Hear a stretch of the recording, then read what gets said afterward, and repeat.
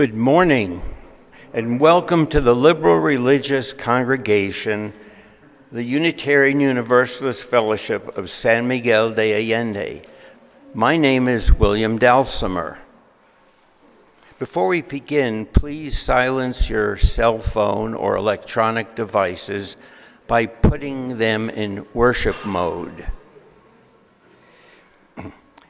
As we enter the Jewish high holy days of Yom Kippur, a time for forgiveness for ourselves and others, I wanted to share with you some words of welcome from Erica Hewitt, a UU minister now living and working in Maine. Some of us are bringing our best selves to this space, and some of us are bringing our struggling selves, including pieces we might be ashamed of. All of us are welcome here. All of us are loved. Some of us already have open hearts, and some of us aren't quite there yet because our hearts have gotten a little beaten up this season and might have forgotten how to trust and open. Your heart is welcome here, no matter how bruised. We welcome you among us. All of us are imperfect, but we're here to drop our defenses and trust that what happens in worship is powerful and life-giving.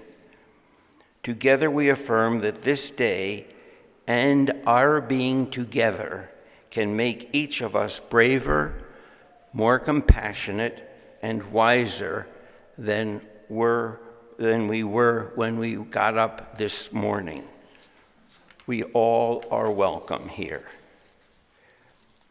Now, I see some new faces today, in spite of the fact that our Mexican neighbors are celebrating, commemorating Saint Michael, who is the patron saint of San Miguel, with parades and festivities all over town, the ringing of bells, and the shooting of fireworks. Our service today will be interrupted perhaps from time to time by their joyous celebrations. But isn't it wonderful that we can share a space with all of our religious traditions mingling into one? But I see some new faces, and please identify yourself by sharing your name and where you are from. One of our ushers will bring the microphone to you. Please give us your name and where you're from. Do we have any bold souls who wish to introduce themselves? Yes, we do. Here we have a gentleman here, and here's one of our ushers with a microphone. Louis Sheckwitz from Palm Springs, California. That's Louis from Palm Springs, California. Louis, you are welcome here. Do we have anyone else who would like to welcome, yes? Kate Alexander from New Zealand. Kate from New Zealand. Oh, you probably get the award for Kate gets the award for the farthest to come. Are there any other people who choose to introduce themselves?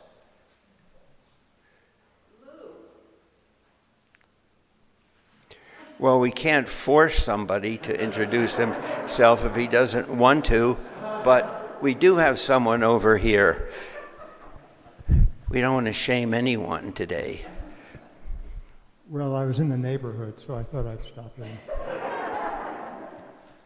As I was saying 4.5 years ago when I was last here, it's great to be among you, Lou Marines, Napa, California. Well, Lou, from somewhere in California, we welcome you back.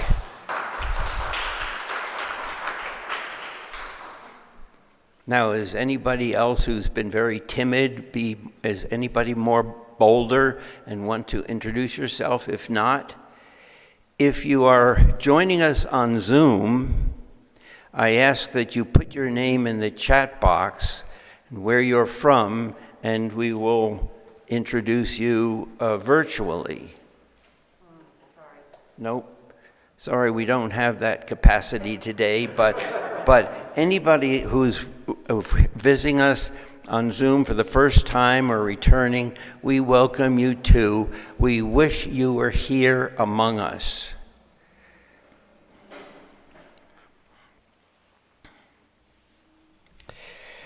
If you are here for the service, we will gather on the courtyard after service for coffee and cookies, I hope, and have an opportunity to get to know one another better, so please join us.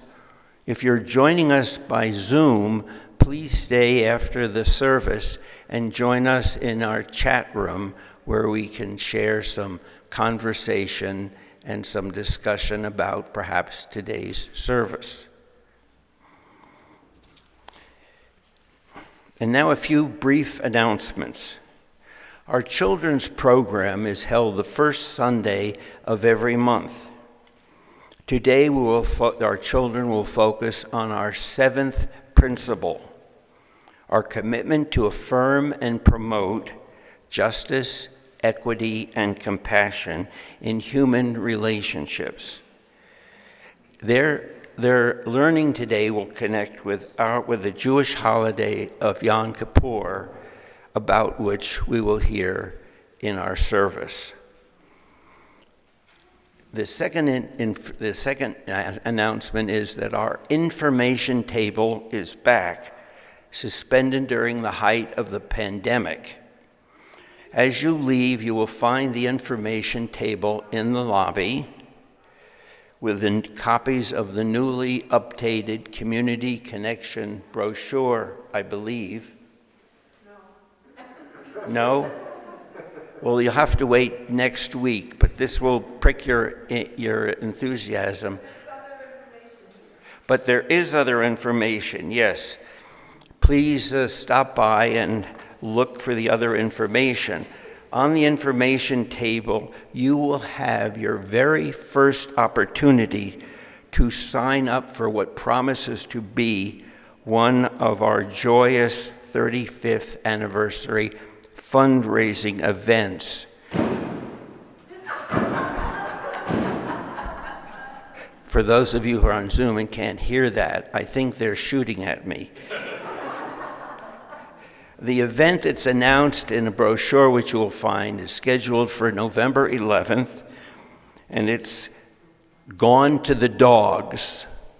Gone to the Dogs is a hot dog and music extravaganza with a silent auction, which will be held at our Reverend Tom Rosiello's home and Malcolm Halliday's home. There's room for about 60 people, I've been advised. So if you want to get a place there, please sign up early. And now, our minister, the Reverend Tom Rosiello.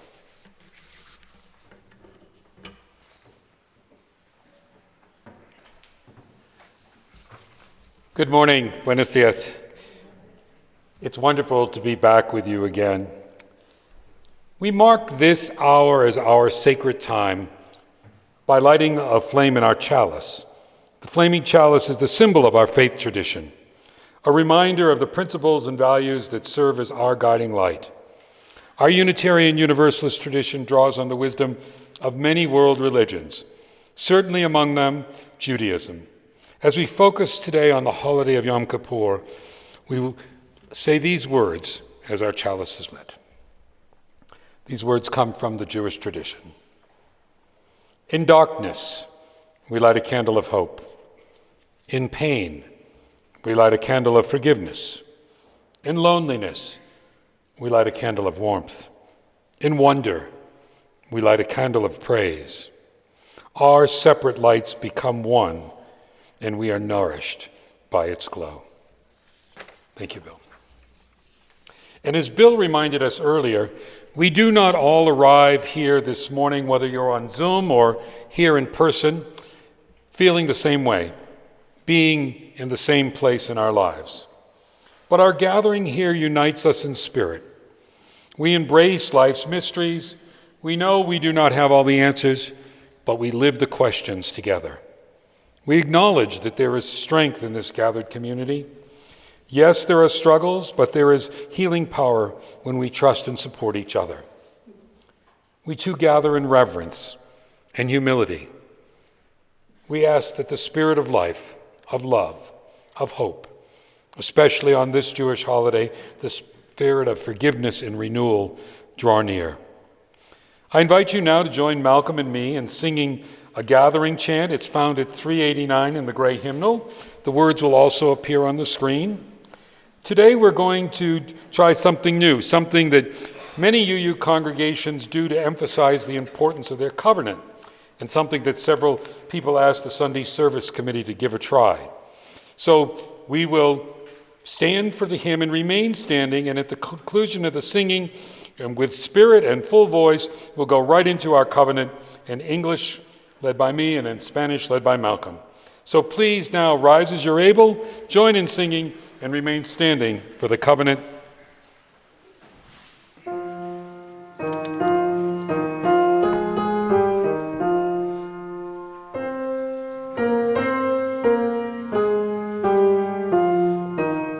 We'll sing it all twice through together.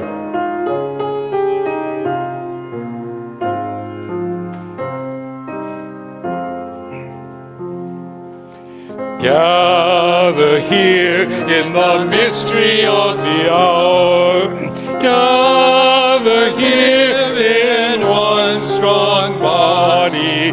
Gather here in the struggle and the power. Spirit, draw near again and gather here in the mystery of the hour. Gather here in one strong body. Gather here in the struggle and the power. Spirit, draw near.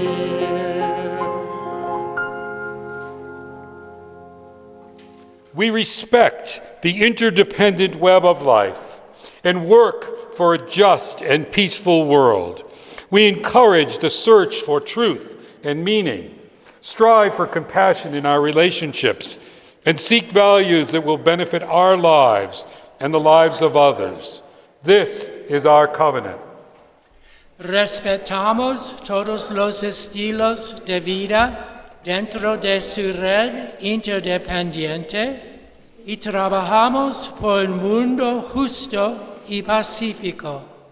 Alentamos la búsqueda de la verdad y la comprensión total. Nos esforzamos por mantener compasión en nuestras relaciones y buscamos valores que beneficien nuestras vidas y las vidas de los demás. Este es nuestro convenio. Please be seated. Don't shut it up. Each week we set aside a time in our service for members and friends to share significant joys, sorrows, and concerns with their community. And we light a candle to recognize that that person, or that thought, or that prayer is held in our hearts this morning. If you wish to have one shared in an upcoming service, please email it to me. If you're joining us by Zoom, you may type it into the chat now, and Paula will keep an eye to see what comes in so we can share those towards the end.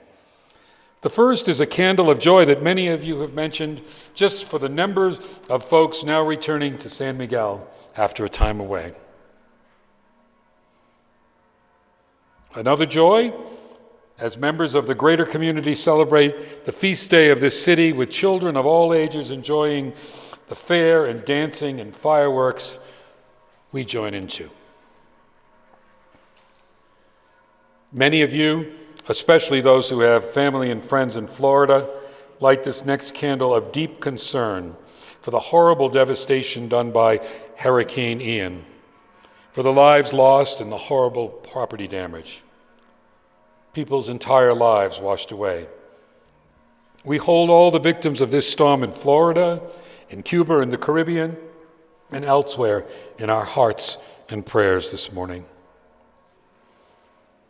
We also light a related candle, one of renewed commitment to the cause of slowing, stopping, and reversing climate change. We have 3 joys from Mis Hermanas, one of our very active women's groups. The first joy is that Linda Soren's health has improved immensely, and everyone's delighted. The second joy is Veronica Kobach's birthday was yesterday.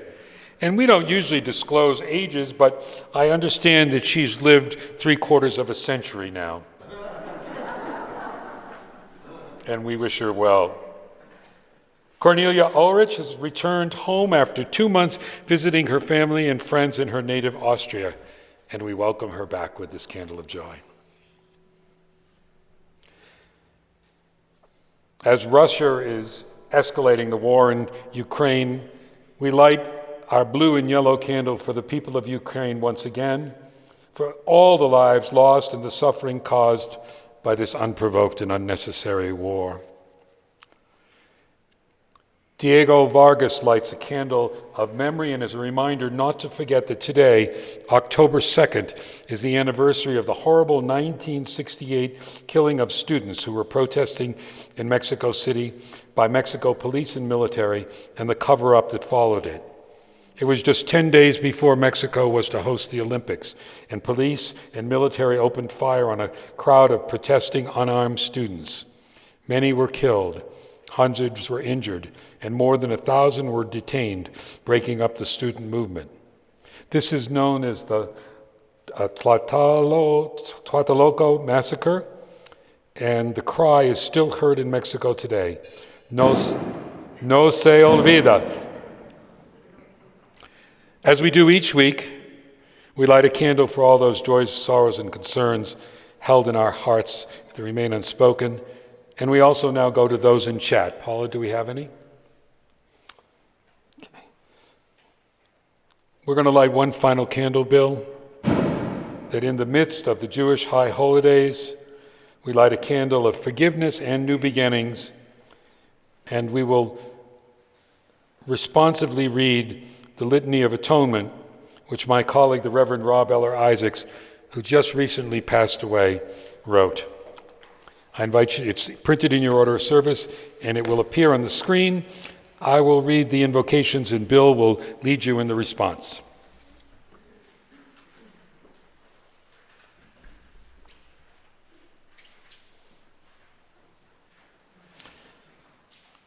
For remaining silent when a single voice would have made a difference. We forgive ourselves and each other. We begin again in love.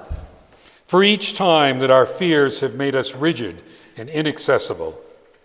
We forgive ourselves and each other, and we begin again in love.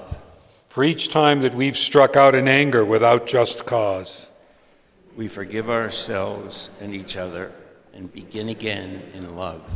For each time that our greed has blinded us to the need of others.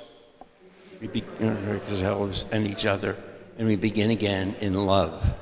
For the selfishness which sets us apart and alone. We forgive ourselves and each other, and begin again in love. For falling short of the admonitions of the Spirit.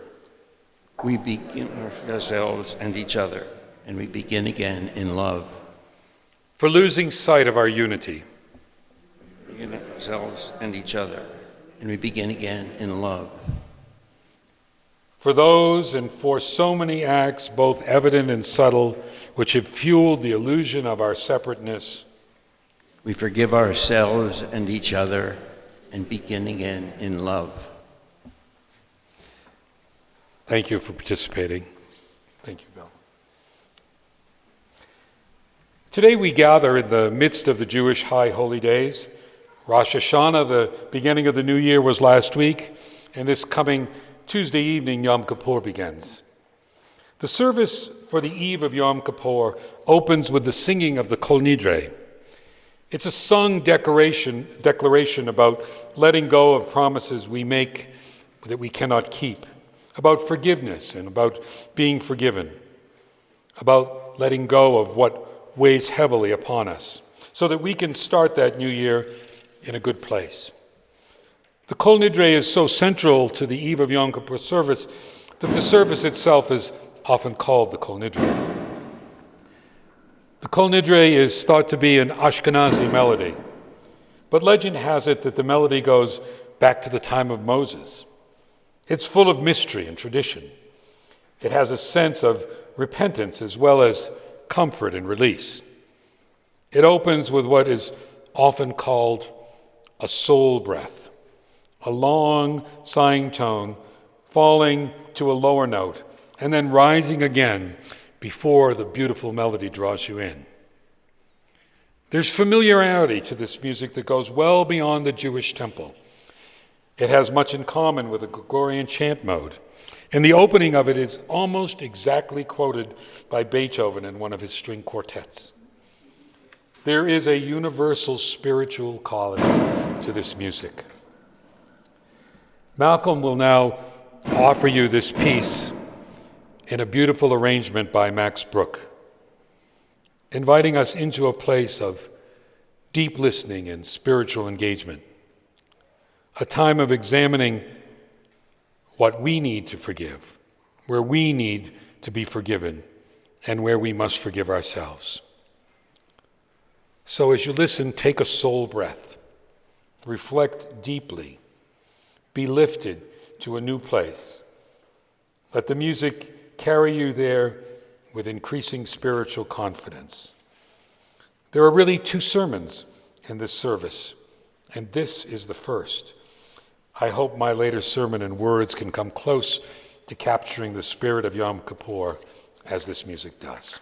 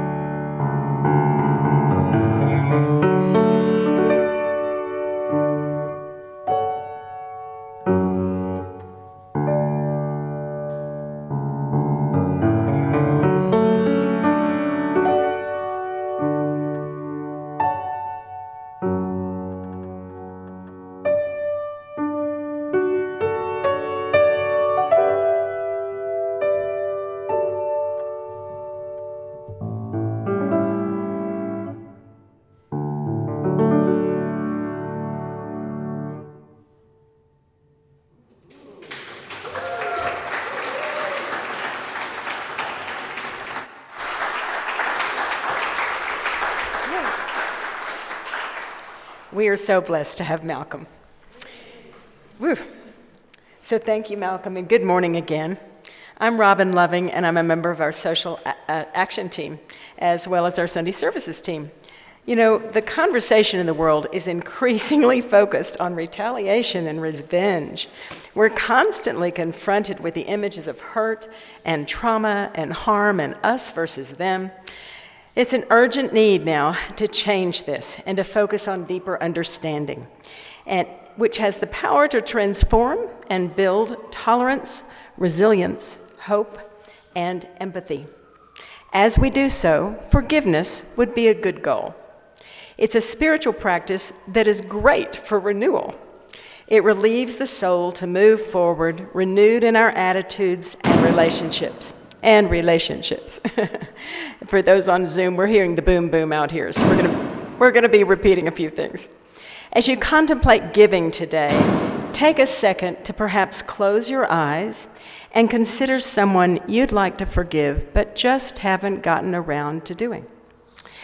Can you find it in your heart to forgive and renew yourself, to go forward in greater peace, to begin again in kindness? Might it be your impetus today to give in gratitude that you no longer feel stuck in that hard, hard place? Because you're beginning again in love? I did that this week, and it opened greater possibilities to me. When you give to our fellowship, you're building a community of trust that together we can get through anything. And you're paving the way to share that with our community through our collective volunteerism and assistance to those who have so much less than we. Unitarian Universalism is a grand vision of a world filled with peace, justice, love, and joy. Peace begins within. One of the keys is forgiveness. Please join me on a peaceful journey forward. It is now our time for generosity. As our ushers pass our baskets of abundance and our Zoom congregants go to UUFSMA.org, I thank you for your generosity of heart, and I wish you peace.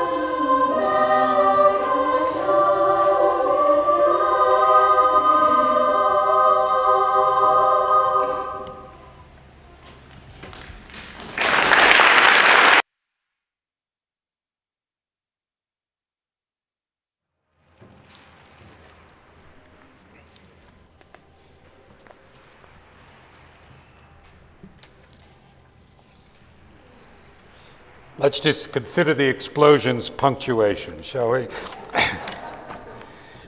And the music will move us along too. You know, there are certain biblical stories that have universal appeal. Certainly the story of Jonah ranks high among them. In Hebrew scripture, it's collected as one of the 12 minor prophets. The Christian Old Testament, it's its own book. And the story is also told in the Quran. Kids love the story, and I wish that they're meeting outside. I wish they could be with us today so that I could actually tell the story to them. We all know the story of Jonah trying to avoid what he's commanded to do, the great storm that results in Jonah being thrown overboard and swallowed by a whale. What kid doesn't love the story of a guy in the belly of a whale for 3 days and then being spit out? But it's after that part of the story that the section that relates to Yom Kippur comes in. So let's go there. Jonah finally agreed to do what he was commanded to do and warns the people of Nineveh that they'll be destroyed if they don't repent, seek forgiveness. They're evil people, enemies of the Jews who have perpetrated heinous acts. Jonah believes they won't change, and even if they do, in his mind, they need to be destroyed anyway. Justice demands it.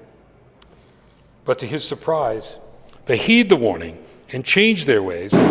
God forgives them. But Jonah wants no part of that being forgiven, claiming it isn't fair. His anger consumes him. He wants harsh punishment, revenge against the Ninevites. His anger consumes him to the point that he doesn't want to go on with life. He just sits in the hot sun and literally boils with anger.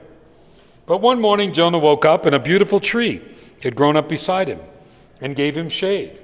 And Jonah enjoyed the shade. But the next day, God sent a giant worm to destroy the tree. And Jonah was angry again. Hey God, why did you destroy the tree? I feel sorry for the tree. Jonah proclaimed, it's not right. And God put it to him, why can't you show the same kind of care and concern for the people of Nineveh? You holding on to anger is what's not right and is making you miserable too. Forgive and move on with your life. Well, it's with that biblical story that I'd like to start my Yom Kippur message to you. That is with the recognition of both how hard but also how necessary it is to forgive, and how when we do, or when we don't do, it can destroy us. As the experience with Jonah teaches us, there comes a time to let go of the anger holding us back. But in our lives, in our time, in our families, in our communities, will we do that? And how do we do that? A couple of weeks ago, many of you were here, I preached a sermon that was also about letting go, as this one is, but in a different way. That one was about letting go of the comfortable, even the good, so that we could grab the bar of opportunity that was swinging towards us. Today's sermon is about letting go of something very different, of a force that can be incredibly destructive in our lives. Holding on to anger with an unwillingness to consider forgiving another who has wronged us. But there's also the other side of the Yom Kippur coin, if you will, and that is our need not only to forgive others, but to seek forgiveness for the wrongs that we've done to others, to be forgiven for the hurt we've caused.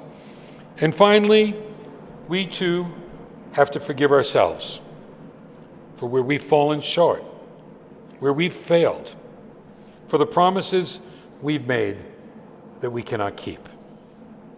And how do we do that difficult task? Well, Yom Kippur actually puts an outline in. It asks us to engage in a process, a practice really, one of deep reflection and repentance, and of taking action to change our ways. We're called to forgive and seek forgiveness, and it's never easy, but it is possible. And when it happens, a new peace, a new joy, a return to our best selves, a new spirit, new energy can come to us. A weight is lifted off us.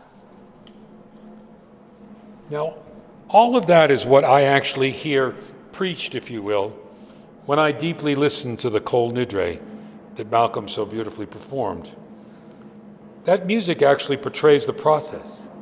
It expresses the statement that it is possible, and it extends the invitation to make it real in your life. As I mentioned, engaging with that music this morning was really the first sermon, and I hope you felt the power of its message too.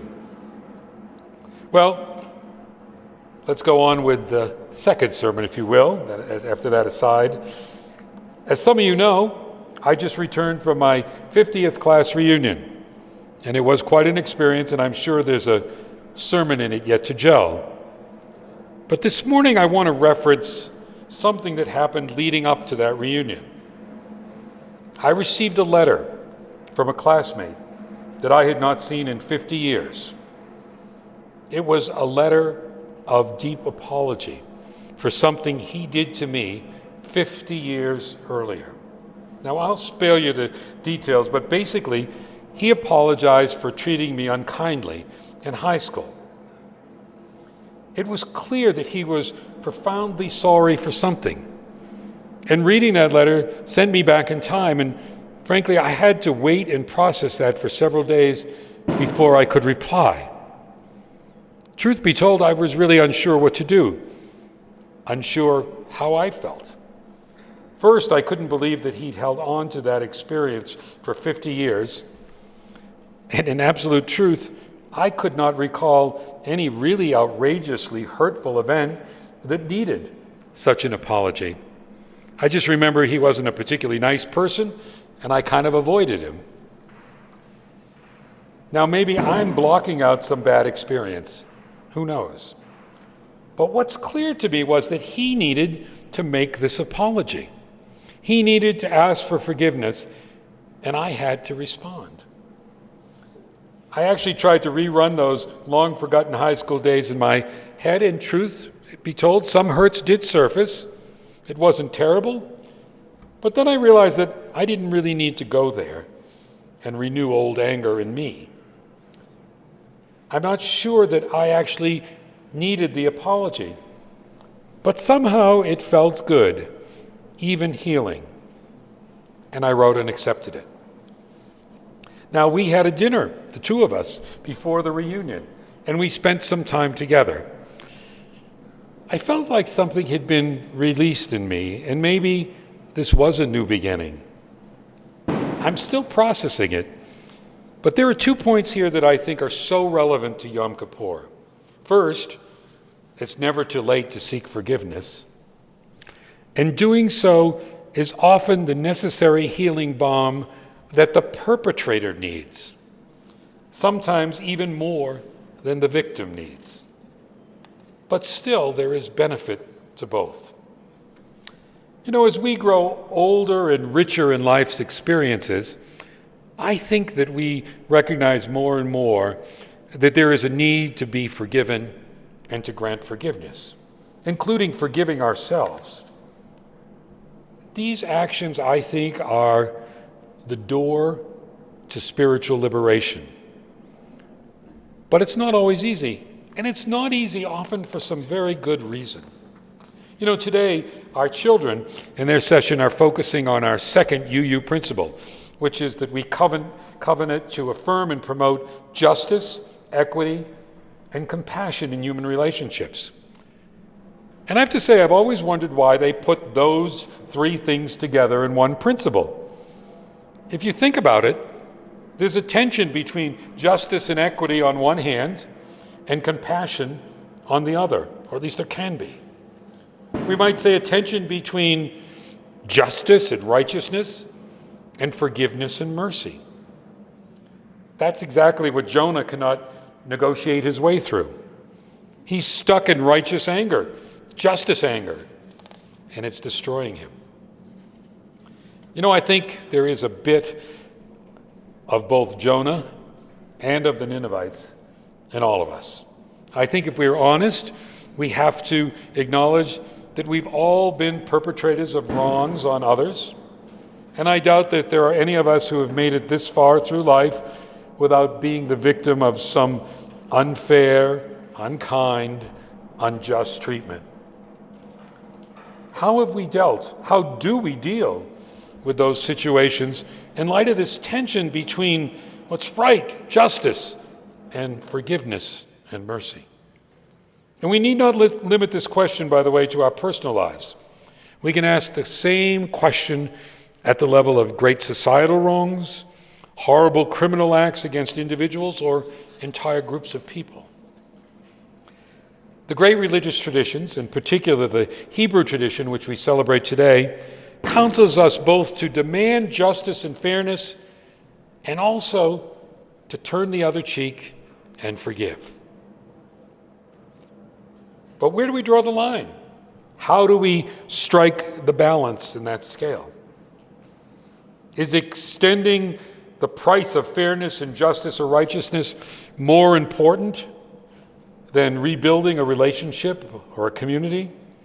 Is being right more important than being kind?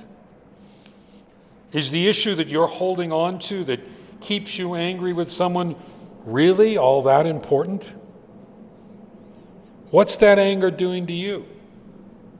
Have you ever come to the realization that the anger you have towards someone else, perhaps perfectly justified from a justice or righteousness standpoint, at least in your mind, was nonetheless consuming you?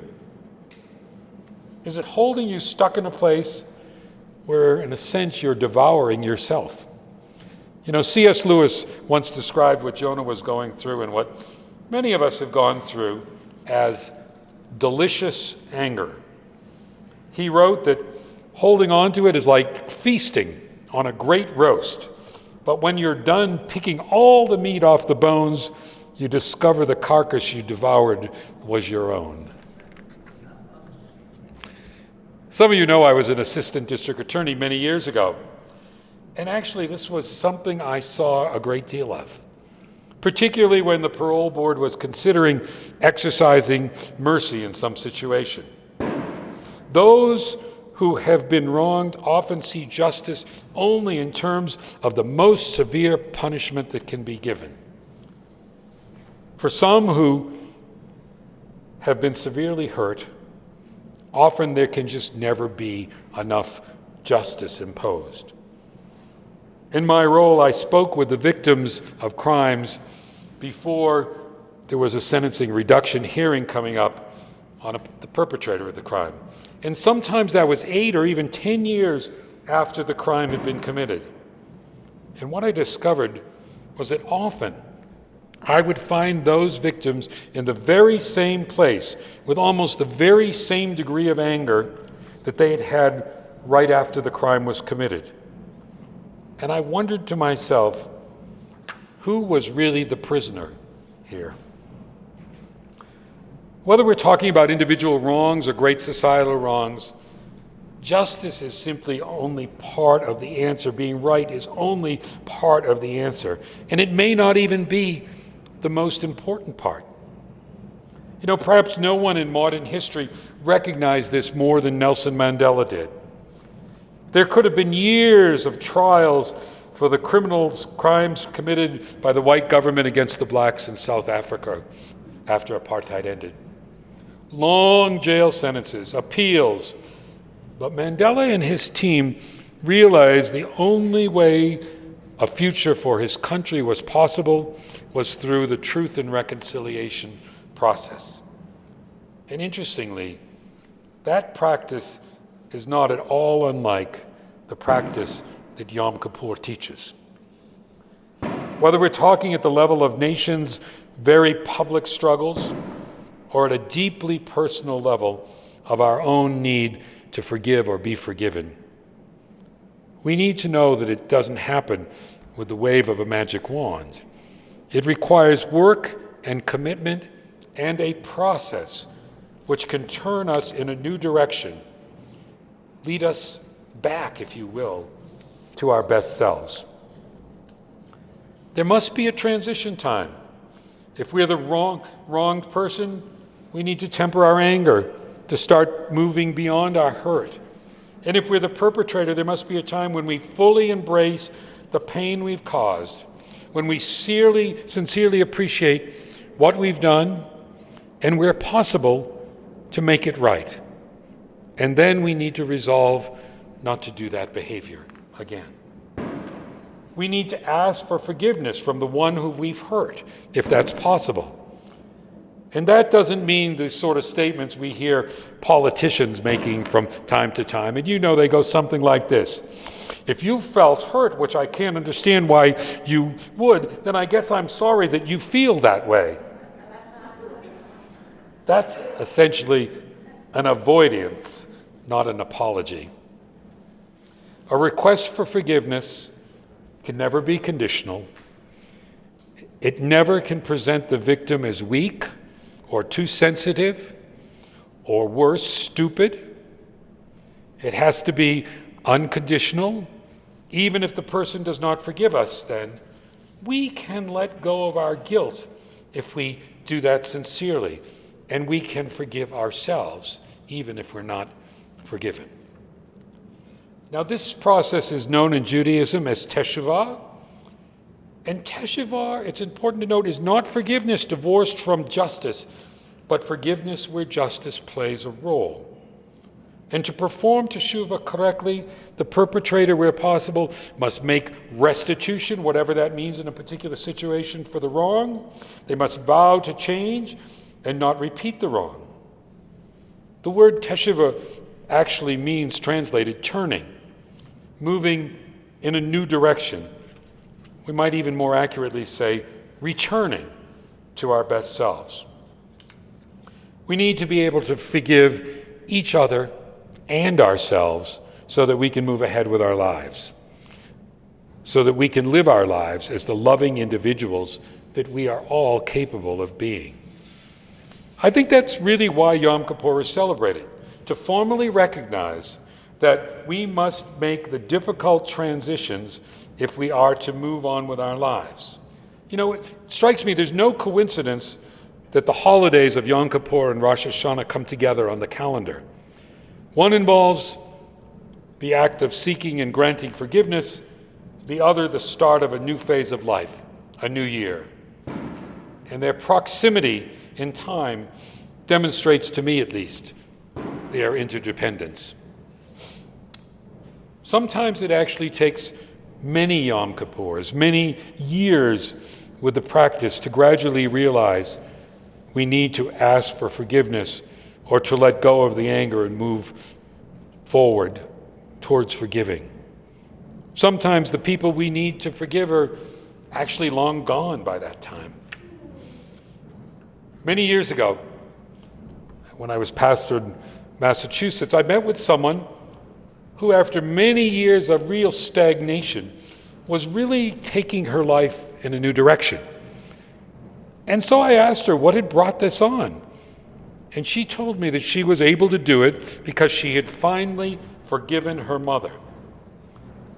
When I asked her how her mother had responded to this forgiveness, she said she really didn't know because her mother had been dead for years. But she went on to say that even so, somehow she thought maybe her mother was able to move on too. She had let go of the anger that she had harbored for so many years, and now there was just simply room in her life for something else. Forgiveness is the practice of turning from retribution to reconciliation, from anger back to an ability to love. Real forgiveness is not primarily about mending the past, it's about making a future possible. A practice of forgiveness allows us to move forward with a refreshed mind and a renewed spirit. You know, within each of us, there's that desire for justice, for righteousness, and there's also a need to forgive and be forgiven. Within our society, there's a need to see that justice happens, while at the same time, there's a need to allow for reconciliation, rebuilding. We live our lives in the tension of these forces. The teachings of the holiday of Yom Kippur guide us in the way we are to balance them. The practice of teshuvah is the way. We can work through the wrongs we've done to others, others have done to us, and even the wrongs in our world in that process. You know, after participating in the prayers of a Yom Kippur service, a young child asked her rabbi, "Does God pray?" The rabbi said, "Yes." The child then asked the rabbi, "Well, what does God pray for?" And the rabbi said, God prays these words: "May my capacity for mercy be greater than my capacity for justice." That's the message that Jonah could never accept. How about all of us? Will we allow our capacity for mercy to exceed our needs for justice, righteousness? Put it another way, how wide or how narrow will our mercy, our forgiveness, and our love be? We could answer that question together with a hymn. I invite you now to rise as you're able and join in doing so. It's hymn number 213, "There's a Wideness in Your Mercy."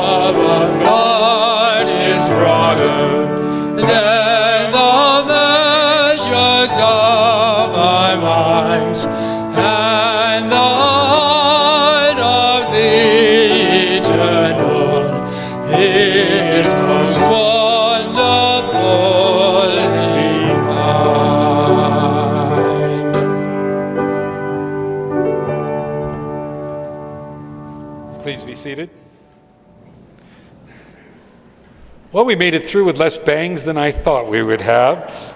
Not too bad. Thank you for being with us in spite of our distractions, and thank you to those on Zoom who I don't think probably heard as many of the distractions as we will. Hope you'll be with us again here next week. Thank you to all the participants in our service, to our wonderful tech team today, Miguel, Ángel, and Diego, to Bill, to Paula, and to Malcolm. And by the way, a little plug, if you would like to hear more of Malcolm this week, he's playing a wonderful concert next Saturday at 5 with a spectacular clarinetist. And he, I think, has some flyers with him about how you can get tickets if you're interested in that. Remember, there's coffee hour outside, as well as coffee chat. You have to provide your own coffee if you're on Zoom. And remember that the first opportunity to sign up for one of our fundraising events, also raising funds, is available today on your way out. We close our service with these words from the Gates of Repentance, a prayer book for the days of awe, also known as the High Holy Days. O source of peace, lead us to peace, a peace profound and true. Lead us to a healing, to mastery of all that drives us to war within ourselves and war with others. May our deeds inscribe us in the book of life and blessings, righteousness, and peace. O source of peace, bless us with peace. We now extinguish the flame we lit at the beginning of our service. but the light and the warmth we take with us in our hearts as a guide for the days ahead.